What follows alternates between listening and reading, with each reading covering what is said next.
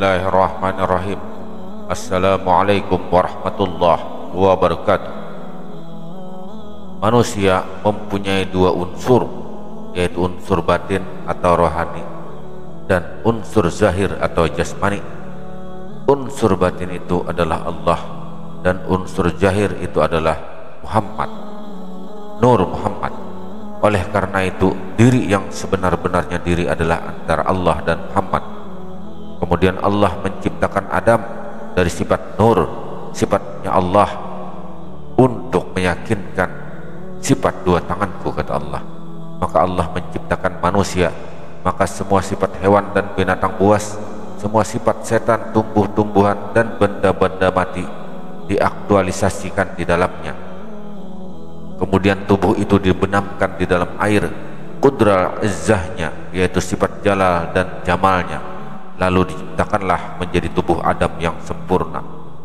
Manusia sebagai makhluk yang sangat lemah dan hina di sisi lain dinobatkan sebagai khalifah, sebagai wakil Allah, bertugas mengatur alam semesta dan merupakan wakil Allah untuk menjadi saksinya serta mengungkapkan rahasia-rahasia firman-Nya. Para makhluk yang lain tidak ada melihat dimensi yang tidak bisa dijangkau olehnya. Ia hanya mampu melihat pada tingkat yang paling rendah dalam diri manusia, sementara makhluk yang lain terhijab oleh ketinggian derajat manusia yang berasal dari tiupan ilahi. Adam terdiri dari alif, dal dan mim.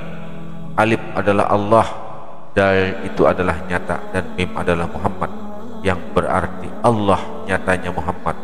Muhammad yang dimaksudkan di sini adalah Muhammad batin, yang hidup, yang tiada mati, yakni Nur Muhammad. Bukan kita menyebutkan Nabi Muhammad SAW yang ada di Madinah. Ini adalah kita menyebutkan Nur Muhammad. Dan asma atau nama Allah itu baharu. Sebelum itu belum ada Tuhan bernama Allah. Zat tersebut bertajalli menampakkan dirinya serta ditajalikan Nur Allah. Kemudian bertajalli pula Nur Muhammad, insan kamil.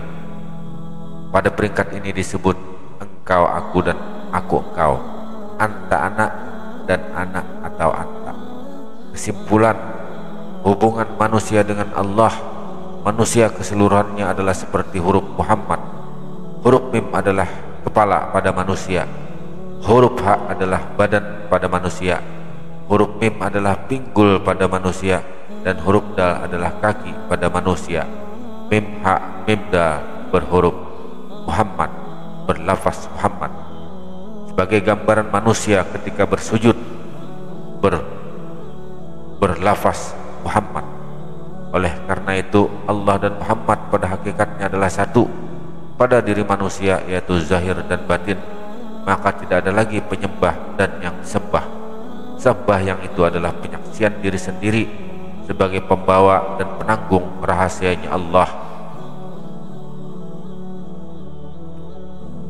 Ketika kita menyebut Tuhan, dan Tuhan itu adalah pangkat, Allah itu adalah nama atau sebagai asmanya, Rob itu adalah sebutan untuk memanggilnya. Tidak satupun tiga diantaranya itu menyatakan zatnya, karena Tuhan itu adalah pangkat, Allah itulah adalah nama atau asmanya, Rob itu adalah sebutan untuk memanggilnya. Maka kita harus tanyakan pada diri sendiri, kemanakah ibadah kita selama ini kita tujukan? Jika ibadah kita itu ditujukan kepada Tuhan, maka sama artinya kita menyembah pangkat. Kemudian jika ibadah kita tujukan kepada Allah, maka sama artinya hanya menyembah nama. Dan jika ibadah ditujukan kepada Ilahi Rabbi, maka sama artinya menyembah sebutan-sebutan. Hendaknya sebelum kita memberi sesuatu yang dikirim, wajib terlebih dahulu mengetahui kemana tujuannya dan orang yang dimaksud. Dengan begitu, maka segala perbuatan tidak sia-sia adanya.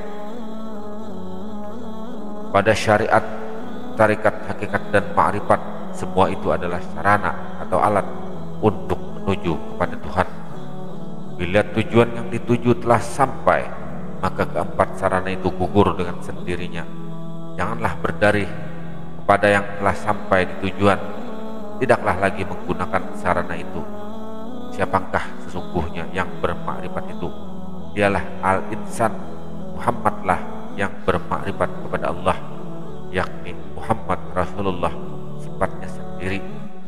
Melalui kalam Muhammad bin Abdullah mengatakan, Ana Ahmad bila mim.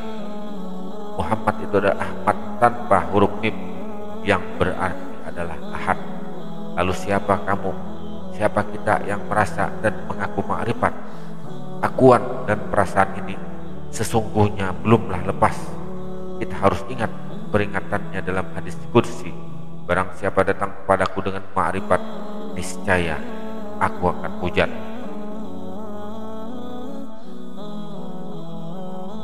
Hakikat diri Muhammad mimdal, mim itu kaki, merupakan syariat atau tubuh atau tanah dan juga jasmani. Ha itu adalah tangan, berupa tarekat atau angin atau napas dan atau juga hati. Mim merupakan badan kita, berupa hakikat dan juga api ataupun darah dan juga nyawa.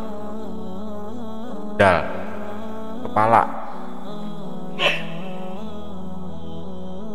adalah ma'rifat atau berupa air atau rasa dan atau juga sebagai rahasia. Yang sebenar-benarnya diri itu adalah nyawa, dan yang sebenar-benarnya nyawa itu adalah Muhammad, dan sebenar-benarnya Muhammad itu adalah Allah.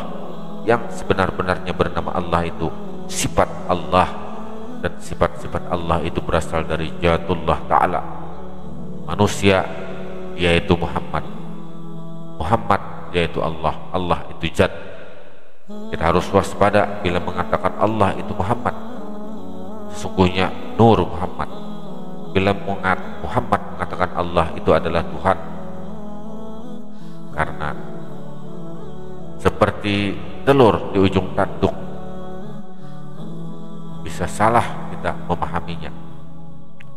Awalu tajli zatullah ta'ala bisifatihi, mula-mula timbul zat Allah ta'ala kepada sifatnya. Awalu tajli sifatullah ta'ala bi asma'ihi, dan mula-mula timbul sifat Allah ta'ala kepada namanya. Dan awalu tajli asmadullahi ta'ala bi af'alihi, mula-mula timbul nama Allah ta'ala kepada perbuatannya.